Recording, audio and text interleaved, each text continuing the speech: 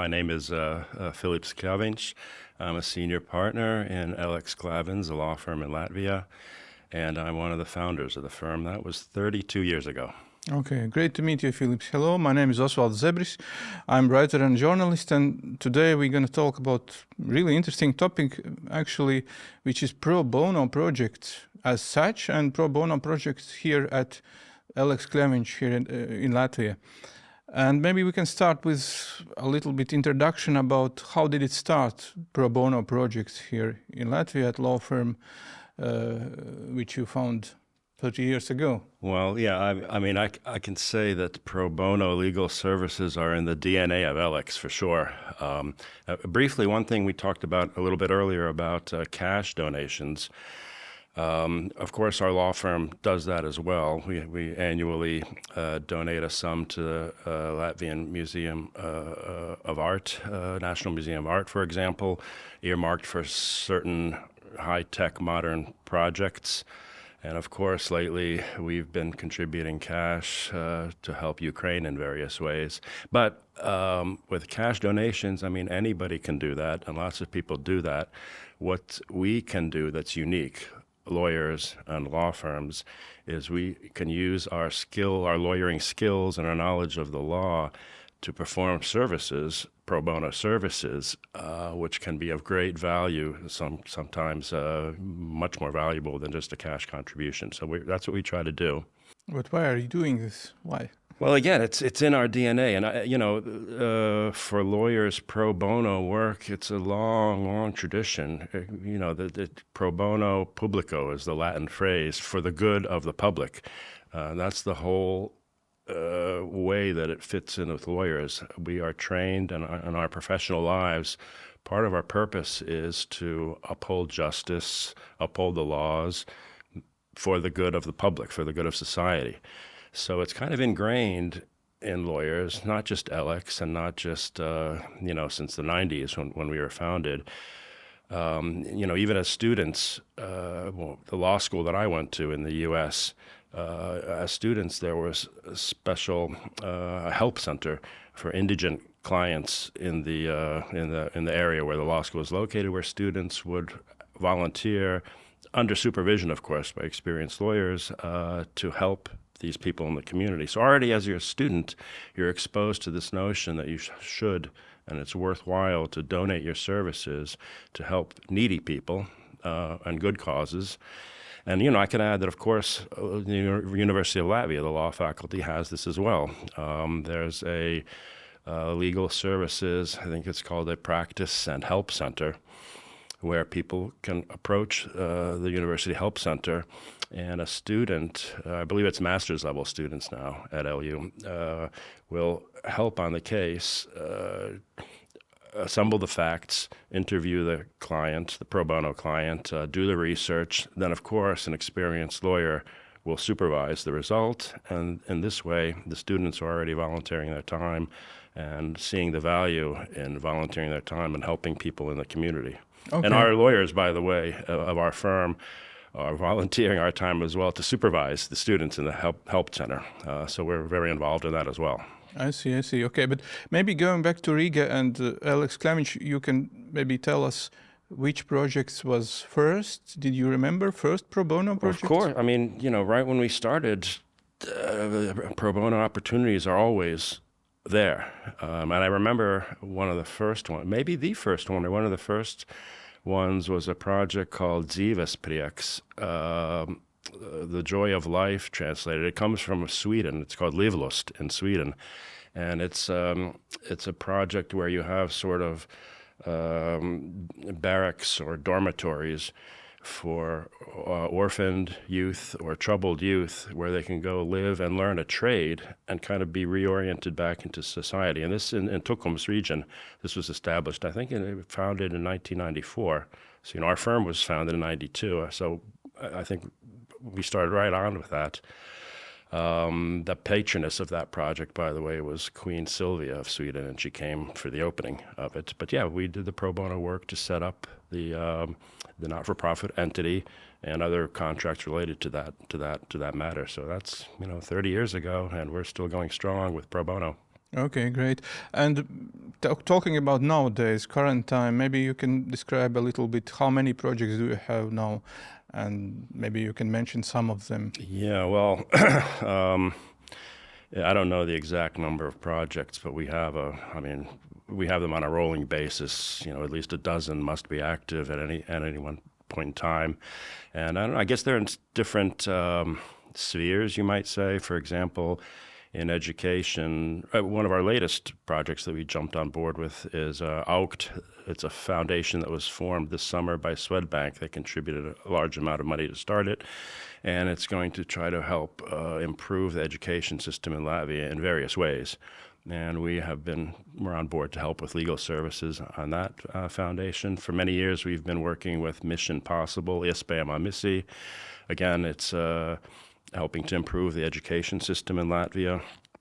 Then with social entrepreneurship, we have donated services to Latvia's Social Entrepreneurship Association. And we are a founding member of an international organization called Lex Mundi Pro Bono Foundation. It's affiliated with the Lex Mundi network of law firms that we're in. But that does valuable pro bono projects in different parts of the world, and we're participating in that. So many different areas. One area that we are interested in, you might call cultural, historical. For example, we are helping. We were helped at the foundation and other legal needs that the Jānis Lipka Memorial and Museum requires. That's Jānis Lipka was a Latvian that in World War II saved the lives of many, many Jewish inhabitants in Riga. So this is a tribute to him, a very, very valuable cause. We helped get that started. Let's say the Riga Latvian Society is the oldest cultural body in Latvia that exists for Latvians, and they're involved in song festivals and you name it. And we've been helping them for many, many years as well. And another example is the Richard Wagner House, which maybe I can say a little bit more about that. That's it's sort of a rundown concert hall now, and it's under renovation. It was called the Riga City Theater in the 1800s, and Richard Wagner, the famous composer, when he was living in Riga, he was the main conductor of the Riga City Theater in that building for a few years. So now, after years of wear and tear and rundown and not being used, that building where Wagner worked is being renovated, and it's important. It's going to be a tribute to Wagner. It's important to, let's say, publicize Wagner's connection to Riga. It's good for Riga as well. And when it's done, it's going to be a cultural music center. There's going to be educational events there, concerts there. And we're, from the start, again, the main driver of this project is Māris Gailis. He's a former prime minister of Latvia and a good businessman and a very culturally involved person as well. And he got us involved. And, we helped again. It was very complicated, sort of navigating the legal situation if you want to invest in a property of this kind. What rights a foundation, the Wagner Foundation in Latvia, is doing all of this, what rights they would have in the real estate. There were state aid questions, tax questions about contracts for entities and people that wanted to donate. So a broad spectrum of questions that were very unusual and complicated, but very interesting because the goal it's very worthwhile. Yeah. And another great, interesting aspect in the Wagner case was that Mr. Gailis was working on getting donations from the German government and succeeded in getting donations from the Bundestag.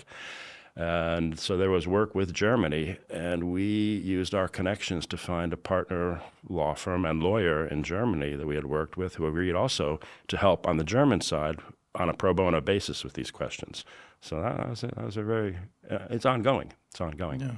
Worthwhile, you mentioned it could be one of the key words for choosing the projects, maybe. But maybe you can describe how are you choosing them, because I believe there are plenty of needs and plenty of people who are asking for help in pro bono context. But how do you choose?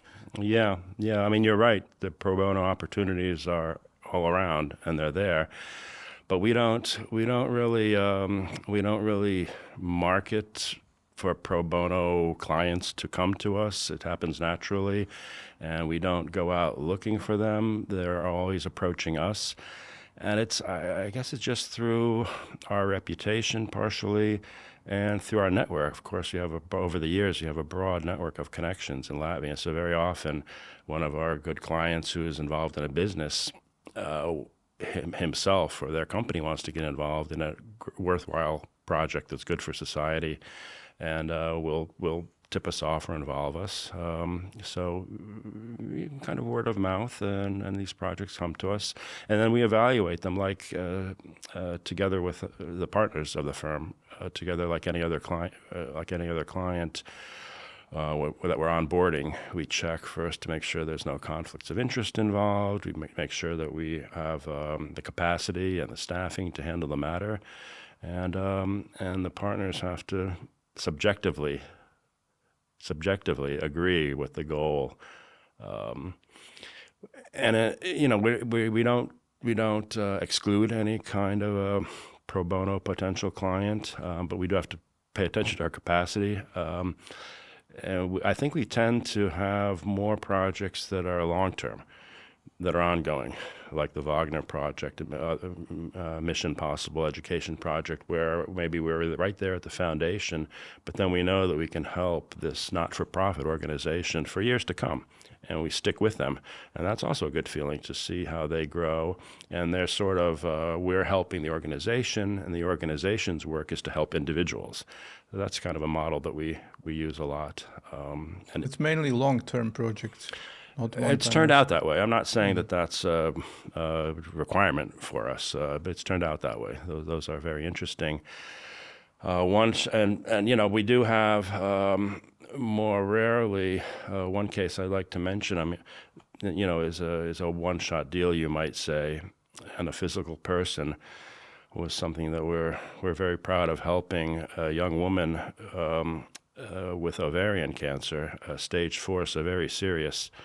And she had the Latvian medical system that has some faults in that she got a diagnosis. There's the Latvian Department of Health, which is under the Ministry of Health. The Department of Health has a list of diagnoses that are sort of acknowledged. Okay, this is a medical problem that the government acknowledges exists. And, of course, her diagnosis was there. It's on the list of diagnoses. But then the next list is medicines that can be used if there's that diagnosis to treat that issue. And so there's a certain few medicines listed there.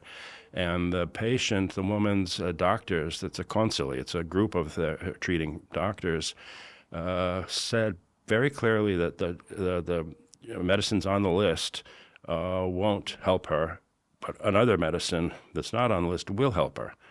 And if it's on the list, the government will compensate medicines. If it's not on the list, tough luck. Mm-hmm. And so, this brave young woman she's got enough problems already as it is with her health. She felt very, let's say, discarded, also because her questions to the Department of Health were answered very slowly, very much delays. And I mean, you can imagine if there's delays in responding to people like this, they could die in the meanwhile. So it was unfair. The decision was unfair in its substance. Technically, bureaucratically, everybody was following the rules on the department side, but that doesn't mean that it's right. We want justice to be done. And we prevailed. It's been in 2 court instances now where the court has said that the decision is incorrect. And not only that, but has awarded compensation to the patient for moral harm because of the way that she was treated. So this is wonderful. The ministry, I don't know why, and the department are continuing to appeal. So it's in the last hearing in the Senate now. which I don't know when it's scheduled, but we're waiting for that and expecting to have a similar outcome where it's in favor of our patient.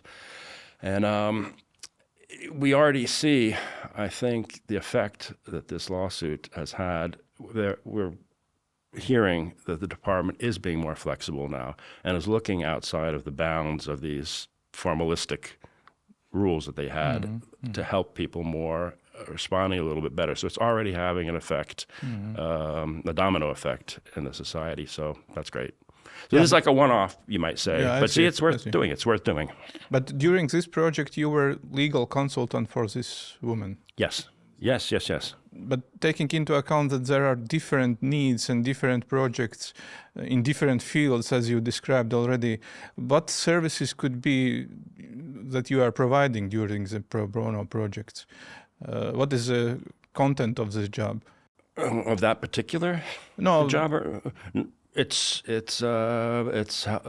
oftentimes it's helping to structure what kind of entity or company or how the business, the not-for-profit activities should be carried on. So you could call that corporate governance, let's say, consultation. The documents, the basic documents to found a foundation and to help it get the status under Latvian tax law as tax benefits if it's deemed an entity that's for the social good. So we hope that, and then all kinds of contracts. They need contracts with partners, employees, employment contracts. We're willing to do that. So it could be really tax issues. It's anything. It's anything. Wide ranges of services, different. Yeah, absolutely. Okay, talking about gains maybe and benefits for broader society.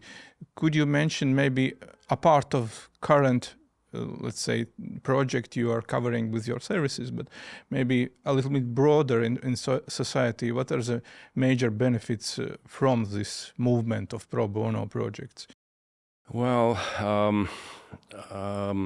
there's the small one good little individual benefit that our project is doing, but like with this podcast, maybe we like to make it known, these activities. I remember in the 90s, I got a lot of flack talking about pro bono work that some people were saying, well, you're bragging, you're doing this, you're marketing yourself at the expense of this poor client or needy client, which is completely wrong, in my opinion, in my firm's opinion, and most sensible people's opinion, because contrary to bragging, it is showing that this can be done. It's let's say it's a model for others